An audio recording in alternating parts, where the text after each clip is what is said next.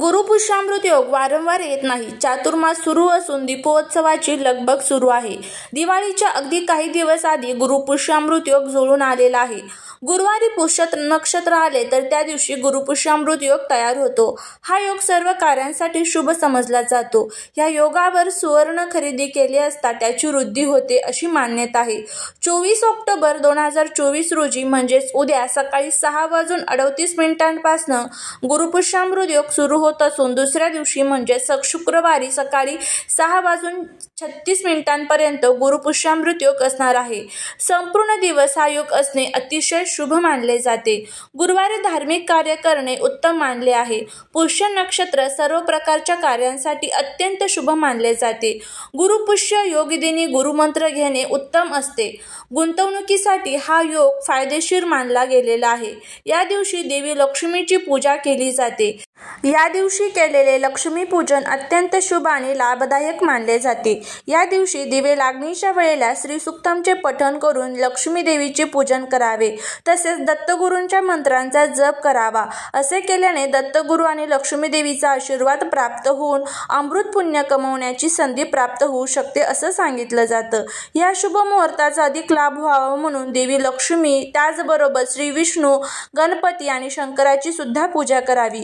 लक्ष्मी आणि लक्ष्मीपती धनप्राप्तीचा आशीर्वाद देणारे आहेत, तर शंकर हे संकटमोचन आणि गणपती हे बुद्धिदाता मानले जातात. लक्ष्मी प्राप्ती झाल्यावर तिचा योग्य तऱ्हेने विनियोग आणि संरक्षण करणे तितकेच महत्त्वाचे आहे. म्हणून या देवतांचे पूजन करणे लाभदायक मानले जाते आणि भाग्यकारक सुद्धा म्हटले जाते. तसेच श्रीसूक्तम, पुरुषसूक्तांचे पठण करून कनकधारा स्तोत्रमचं सुद्धा तुम्ही पठण करू शकता. पंचोपचार देवीची पूजा करू शकता. घरामध्ये कलश स्थापन केल्यास घरात धनप्राप्ती, धनवृद्धी होते आणि लक्ष्मी प्राप्ती सुद्धा होते. या दिवशी देवी लक्ष्मीला प्रसन्न करण्यासाठी काही उपाय तुम्ही करू शकता. या दिवशी देवी लक्ष्मीची विशेष पूजा केली जाते. शक्य असेल तर कमळगट्ट्याची जी माळ आहे तर त्यावरती कमलात्मक मंत्राचं पठण करू शकता किंवा दारिद्र्य दहन स्तोत्राचं सुद्धा पठण करू शकता. गुरुपुष्यामृत योगाच्या दिवशी शुभ योगात घराच्या मुख्य दरवाजावर स्वास्तिक चिन्ह काढायचे असते. असे केल्याने माता लक्ष्मी घरात वास करते असे म्हणले जाते. तसेच या दिवशी सकाळी आणि तिन्ही सांजेला देवी लक्ष्मी समोर तुपाचा दिवा आवर्जून लावावा. या दिवशी जर कोणी जास्त काळ पैसे गुंतवले तर त्याला भविष्यात चांगले फळ मिळते असेही म्हटलं जातं. एवढेच नाही तर या नक्षत्रात शिल्पकलेचा आणि चित्रकलेचा अभ्यास सुरू करणे, घर बांधणे, नवीन काम सुरू करणे, नवीन व्यवसाय करणे, गुंतवणूक करणे खूप फायदेशीर मानले जाते. पुष्य म्हणजेच काय तर पोषण करणारा, शक्ती देणारा, ऊर्जा देणारा. पुष्याचे आधीचे नाव तिष्य असे. याचा अर्थ शुभ, सुंदर, सुख, संपदा देणारा. गुरुपुष्यामृत योगाचे चिन्ह हे गायीचे स्तन आहे. गायीच्या स्तनामधून जे दूध येतं तर ते पोषण देणारे असते. त्यामुळे ते अतिशय लाभदायक आणि आरोग्यदायक मानले जाते. तर या गुरुपुष्यामृत योगावरती आपल्याला काही उपाय करायचे आहेत. आपल्या घरातील जे काही दोष, अडचणी, पैशांच्या अडचणी आहेत तर त्या दूर व्हाव्या, घरातील नकारात्मक शक्ती संपून जाव्या, यासाठीच आपल्याला काही उपाय करण्याचं सांगितलं जातं. तर त्यातलाच आपल्या आजूबाजूला अनेक प्रकारची झाडं असतात. तर त्या झाडाझुडपांमध्ये अनेक प्रकारच्या दैवी शक्ती असतात आणि ह्या दैवी शक्ती आपल्या घरासाठी तितक्याच महत्त्वपूर्ण सुद्धा मानल्या जातात. तर आपल्याला गुरुपुष्यामृत योगावरती एक उपाय करायचा आहे. आपल्याला सकाळीच आपल्याला या झाडाचं एक पान आपल्या घरामध्ये घेऊन यायचं आहे. कशासाठी तर आपल्या घरामध्ये जे काही पैशांच्या अडचणी आपल्याला येत असतात किंवा आपल्या मनामध्ये एखादी इच्छा आहे, ती इच्छा आपली काहीही करून पूर्ण होत नाहीये, तर त्यासाठी तुम्ही हा उपाय जर केला तर नक्कीच तुम्हाला त्याचा फायदा होईल. तर आता हा उपाय कशा पद्धतीने करायचा आहे त्याबद्दलची संपूर्ण माहिती आपण घेऊया. जर त्यामुळे तुम्हाला हा व्हिडिओ आवडला तर चॅनलला सबस्क्राईब करा, शेजारील बेल आयकॉनलाही प्रेस करा, म्हणजे माझ्या सर्व नवीन व्हिडिओंचं नोटिफिकेशन तुम्हाला मिळेल आणि तुम्ही एक पण व्हिडिओ मिस करणार नाही. त्याचबरोबर कमेंटमध्ये श्री स्वामी समर्थ लिहायला अजिबात विसरू नका. सर्वात प्रथम तुम्हाला काय करायचं आहे, उद्या सकाळी लवकर उठायचं आहे. स्वच्छ आंघोळ करून त्यानंतर आपली जी काही रोजची देवपूजा असेल तर ती करून घ्यायची आहे.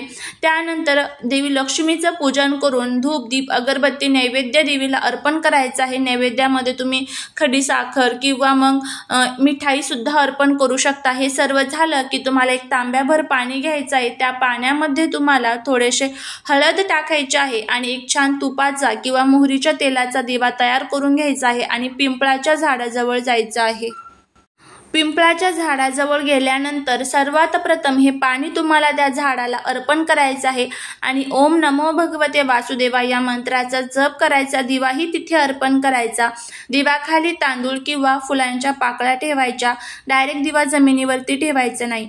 हे सर्व झालं की त्या पिंपळाच्या झाडाचं एक पान तुम्हाला तोडायचं आहे आणि देवी लक्ष्मीला आणि भगवान विष्णूंना प्रार्थना करायची आहे की मी हे पान तुमचा आशीर्वाद म्हणून माझ्या घरी घेऊन चाललेलो आहे आणि तुमचा अखंड आशीर्वाद माझ्या घरावरती असू दे। देवी लक्ष्मीला तिथे बसून प्रार्थना करून ओम नमो भगवते वासुदेवाय या मंत्राचा तुम्ही 11 वेळेस जप सुद्धा करू शकता।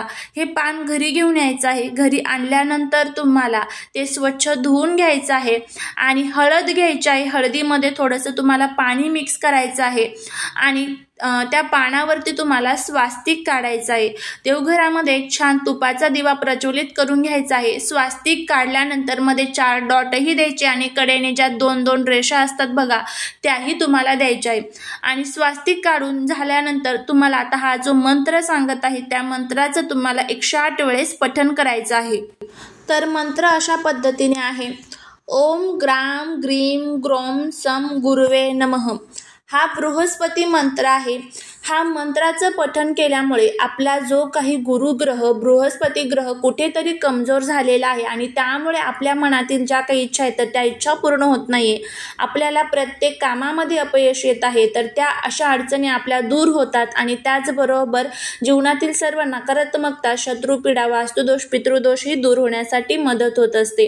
त्यानंतर 108 वेळेस हा मंत्राचं पठण झाल्यानंतर तुम्हाला हे जे पान आहे तर देवी लक्ष्मी समोर ठेवायचं आहे आणि त्यानंतर तुम्हाला देवी लक्ष्मीला प्रार्थना करायची आहे की माझ्या घरातील जे काही दोष, अडचणी, संकटे, विघ्न, दारिद्र्य आहे तर ते दूर कर। तुझी कृपा सदैव माझ्या घरावरती आणि या घरातील लोकांवरती राहू दे। घरामध्ये जो पैसा येतो तो स्थिर आणि अखंड राहू दे। घरामध्ये येणारी जी काही संपदा आहे तर ती तुझ्याच कृपेने येते आणि तू ती टिकून ठेव या घरामध्ये, अशी आपल्याला देवीला प्रार्थना करायची आहे आणि अशा पद्धतीने आपल्याला हा जो उपाय आहे तर तो करायचा आहे। त्यानंतर हे जे पान आहे थोड्या वेळाने तुम्हाला उचलून घ्यायचं आहे। आता तुमचा एखादा व्यापार व्यवसाय असेल तर एखाद्या लाल कलरच्या कपड्यामध्ये हे पान बांधून तुम्हाला तुमच्या व्यापाराच्या व्यवसायाच्या ठिकाणी ठेवा किंवा तुमच्या कपाटामध्ये तुम्ही ठेवू शकता। तिजोरी असेल तर तिजोरीमध्ये ठेवू शकता किंवा तुमच्या पर्समध्ये जागा असेल तर तिथेही तुम्ही ठेवू शकता। तर अशा पद्धतीने आपल्याला हा जो उपाय आहे तर तो करायचा आहे। तर नक्की करून बघा, खूप छान आणि खूप प्रभावी उपाय आहे। फक्त ज्यावेळेस आपण काही उपाय करतो, काही सेवा करतो तर त्या भक्तिभावाने करणं तितकंच महत्त्वाचं असतं। तर नक्की तुम्ही हा उपाय करा, नक्कीच तुम्हाला त्याचा फायदा होईल। फक्त मंत्र म्हणत असताना एकदम व्यवस्थितपणे म्हणा, कुठेही चुकणार नाही याची काळजी घ्या आणि एक काम तुम्ही करू शकता, हा व्हिडिओ तुम्ही मागे पुढे करून हा मंत्र अगदी व्यवस्थितपणे म्हणू शकता। तर नक्की म्हणा, नक्कीच तुम्हाला त्याचा फायदा होईल। झालेली सेवा ही महाराजांच्या चरणी रुजू करते। व्हिडिओ जर आवडला असेल तर लाईक, शेअर आणि सबस्क्राईब करायला विसरू नका। भेटूया पुढच्या एका छानशा नवीन व्हिडिओ सोबत, एका नवीन माहिती सोबत। श्री स्वामी समर्थ।